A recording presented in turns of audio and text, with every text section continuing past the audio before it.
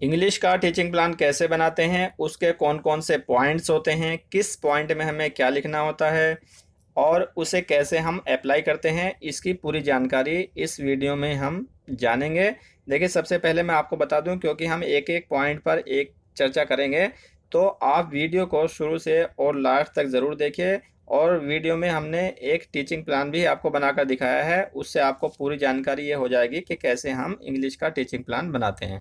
देखिए, अगर आप वीडियो को शुरू से लास्ट तक नहीं देखेंगे तो जो पॉइंट आपका छूट जाएगा उसकी जानकारी आपको अधूरी रह जाएगी। तो इसलिए आप वीडियो को शुरू से लास्ट तक पूरा देखिए और आपको पूरी जानकारी हो जाएगी कि कैसे हम टीचिंग प्लान बनाएंगे। देखिए, सबसे पहले आप देख रहे होंगे यहाँ पर एक टेबल बनी हुई है और उस टेबल में हमारे 4 कॉलम हैं। जैसा कि फर्स्ट कॉलम हमारा डेट का है, उसमें हम डेट लिखते हैं। सेकंड कॉलम हमारा क्लास का है, जिस क्लास के लिए हम बना रहे हैं उसमें हम क्लास लिखते हैं। थर्ड कॉलम है हमारा सब्जेक्ट का, उसमें हम जो हमारा सब्जेक्ट है वो लिखते हैं। जैसा कि यहाँ पर हमारा इंग्लिश है तो हमने इंग्लिश लिख दिया है। फोर्थ कॉलम हमारा टाइम का है, टाइम में हम जो हमारा टाइम है वो मिनट्स में लिखते हैं, जैसे 35 to 40 मिनट्स मैंने यहाँ पर लिख दिया है। अब देखिए, बात करते हैं कि जो इसके मेन पॉइंट्स हैं वो कौन कौन से हैं और उसमें हम क्या क्या लिखेंगे। थोड़ा सा हम इस पर भी चर्चा कर लेते हैं। टीचिंग प्लान में 6 पॉइंट्स होते हैं, जिनमें सबसे पहला जो पॉइंट है, जो इम्पोर्टेंट है, वो है लर्निंग आउटकम। देखिए, लर्निंग आउटकम सबसे इम्पोर्टेंट इसलिए है क्योंकि पूरा जो टीचिंग प्लान है वो लर्निंग आउटकम के बेस पर ही बनाया जाता है। तो सबसे पहले हमें एक लर्निंग आउटकम को सेलेक्ट करना होगा। कहाँ से हम सेलेक्ट करते हैं? देखिए, जो बच्चों की बुक्स होती हैं उनमें जो शुरू में जो पेज लगे होते हैं वहाँ पर आपको लर्निंग आउटकम मिल जाएंगे। वहाँ से एक लर्निंग आउटकम को सेलेक्ट करेंगे और यहाँ पर लिखेंगे। दूसरा हमारा मेन पॉइंट है टॉपिक्स। टॉपिक्स में हम क्या लिखते हैं कि जो हमारा लर्निंग आउटकम है वो जिस लेसन से लिया गया है उस लेसन का नाम हम टॉपिक्स में लिखेंगे। तीसरा हमारा पॉइंट है रिक्वायर्ड मटेरियल। जब हम बच्चों के साथ में सीखने सिखाने का कार्य करेंगे तो उसमें जो हमें आवश्यकताएं पड़ेंगी जिस जिस मटेरियल की, तो वो जो मटेरियल होगा, जैसे मान लीजिए कोई पिक्चर्स हो, कोई डायरेक्टली कोई प्लांट हो या कोई और सामान हो, तो वो हम रिक्वायर्ड मटेरियल में लिखते हैं। और जो हमारा फोर्थ नंबर का पॉइंट है वो है टीचिंग लर्निंग प्रोसेस। देखिए, ये सबसे इम्पोर्टेंट जो पॉइंट है वो है टीचिंग लर्निंग प्रोसेस। इसी में हमारा जो मेन वर्क है वो इसी में होता है। देखिए कैसे होगा, देखिए इसमें भी हमारे 3 स्टेप्स होंगे। उन स्टेप में मैं एक एक करके आपको बताऊंगा कि किस स्टेप में हम क्या क्या लिखेंगे। देखिए, आगे हम बात करेंगे कि कौन कौन से स्टेप्स हैं।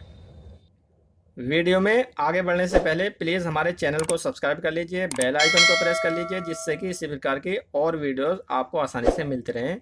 देखिए, हम बात कर रहे थे टीचिंग लर्निंग प्रोसेस की, तो उसमें हमारे मैंने आपको बताया था कि इसमें 3 स्टेप्स हैं, लेकिन इसे हम स्टेप को लिखने के लिए एक टेबल बनाते हैं। जैसा कि हमने पहले एक टेबल बनाया था, इसी तरह से यहाँ पर भी एक टेबल बना देते हैं, लेकिन ये थोड़ी टेबल बड़ी बनाते हैं।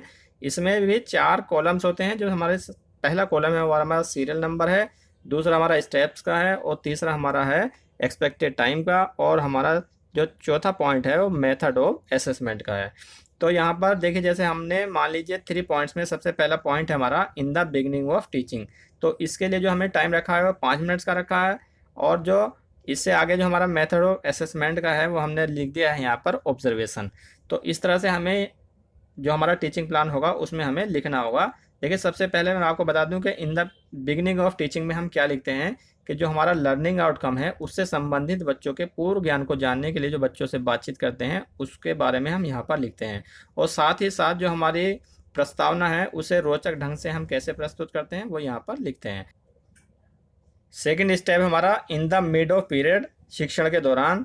शिक्षण के दौरान हम क्या क्या लिखते हैं? देखिए, कौन कौन सी हमें एक्टिविटीज़ अपनानी है, उन एक्टिविटीज़ को बच्चों के साथ में कैसे कार्य करना है, जोड़ी में कार्य करना है या समूह में कार्य करना है, और साथ ही साथ जो हमारा लेसन है उसको हम कैसे पढ़ेंगे, बच्चों से पढ़ाएंगे या स्वयं पढ़ेंगे, या फिर उसका एक्सप्लेनेशन हमें कैसे करना है, वो पूरी डिटेल जो है शिक्षण के दौरान लिखते हैं।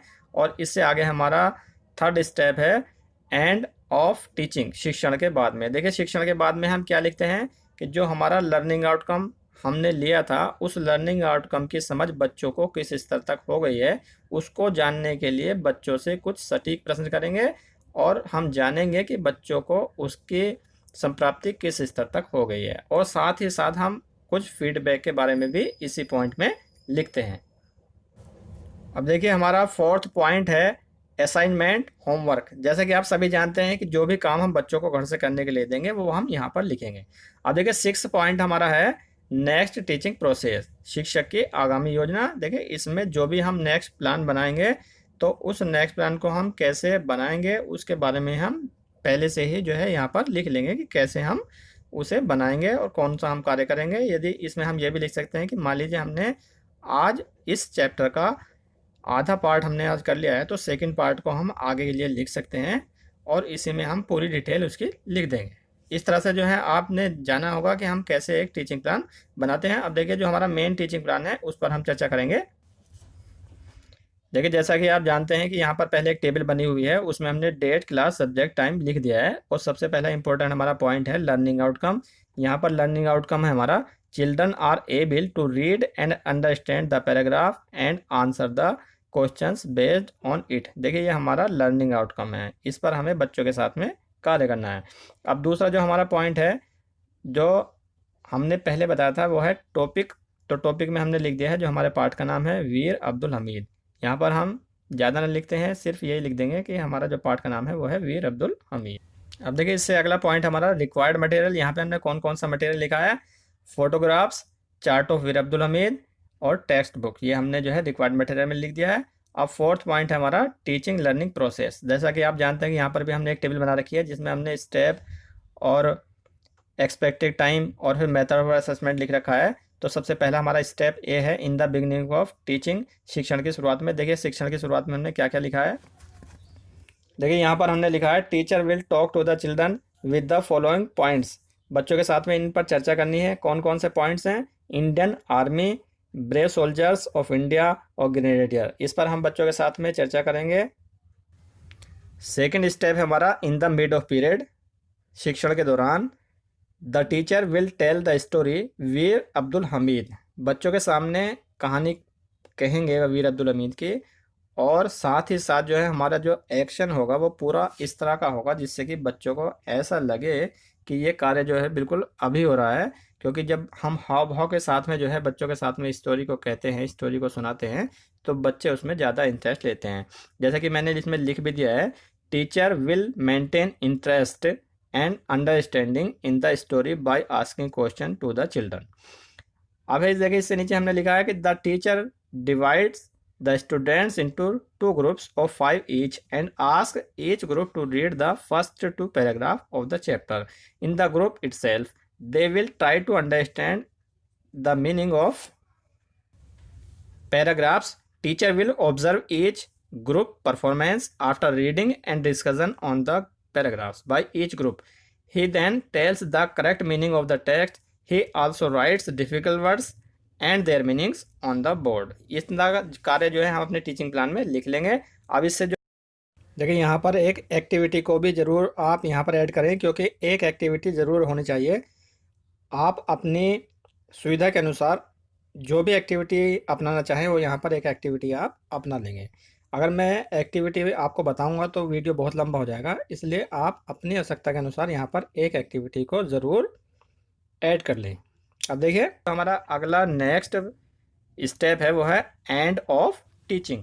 इस स्टेप में लिखा हुआ है teacher will ask the student to copy the difficult words and it meaning from the board. देखिए ये कार्य हमने ब्लैक बोर्ड पर लिख दिया है, लेकिन हमें ये नहीं कहना है कि आपको सिर्फ इसकी नकल करनी है, क्योंकि उससे पहले हमें इसकी पूरी डिटेल बच्चों को बतानी होगी कि रेजिमेंट क्या होता है और ग्रेनेडियर क्या होता है और कंपनी क्या होती है और हविलदार क्या होता है, वाउंडेड क्या होता है। इसकी पूरी डिटेल हमें बच्चों को पहले बतानी होगी। पूरी बताने के बाद में एक एक पर हम चर्चा करेंगे और तब हम बच्चों से कहेंगे कि आप इन्हें एक एक करके इस तरह से जो है लिखते रहिए। अब इससे आगे हमारा है, अब नेक्स्ट पॉइंट है assignment homework. Teacher gives 5 questions on the basis of paragraphs of the chapter that was read today and ask all students to write their answer by taking help from the book. देखिए ये मैंने लिख तो दिया है, लेकिन यहाँ पर हम वास्तव में 5 क्वेश्चंस लिख लेते हैं पहले ही जो बच्चों को हमें देने हैं। तो जब हमारे पहले क्वेश्चन लिखे हुए होंगे तो उससे हमें आसानी रहेगी बच्चों को होमवर्क देने के लिए। तो यहाँ पर हम पहले वो 5 क्वेश्चन लिख लेंगे। यहाँ पर मैंने नहीं लिखे हैं, लेकिन आप यहाँ पर लिख लेंगे पहले जब आप टीचिंग प्लान बनाएंगे।